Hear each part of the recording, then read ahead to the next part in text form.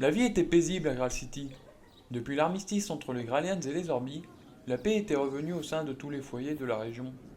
Le commerce avait retrouvé une partie de sa gloire passée, les travailleurs préparaient leur survie pour l'hiver, et le roi était plus que jamais apprécié de son peuple. La période des fêtes approchait, amenant avec elle la chaleur et la joie dans les foyers du pays, malgré le froid glacial mordant l'extérieur, emportant avec lui la végétation des jardins. Alors que les festivités de fin d'année se préparaient lentement, l'agitation se faisait ressentir au royaume.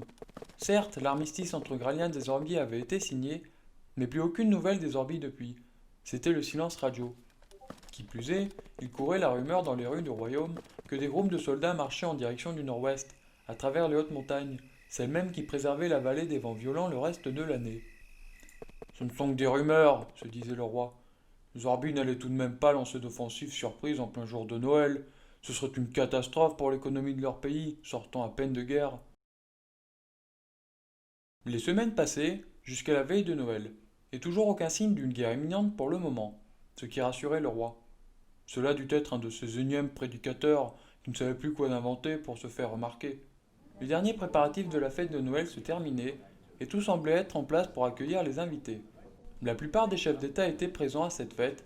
Il y avait le grand-duc de Snow, un homme froid régnant dans les montagnes retirées du nord-est, le prince de Destiny, jeune dirigeant du désert du sud, le dauphin de York, amiral de la plus grande flotte maritime de la région, et le chef indien, dont l'île n'avait été découverte il y a seulement quelques décennies.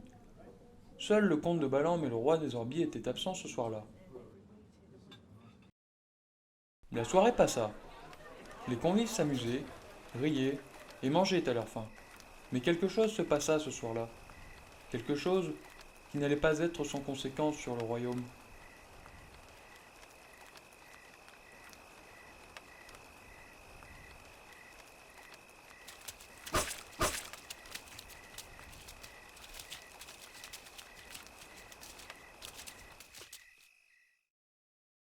Une bien triste nouvelle se répandit le lendemain matin. Le prince, héritier du trône de Graal City, avait disparu. Le roi était sous le choc.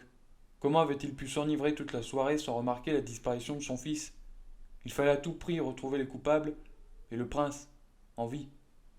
Une mobilisation des troupes armées était nécessaire, ainsi qu'un appel aux mercenaires. Des milliers de gralades seraient offerts à quiconque trouvera une piste menant au prince.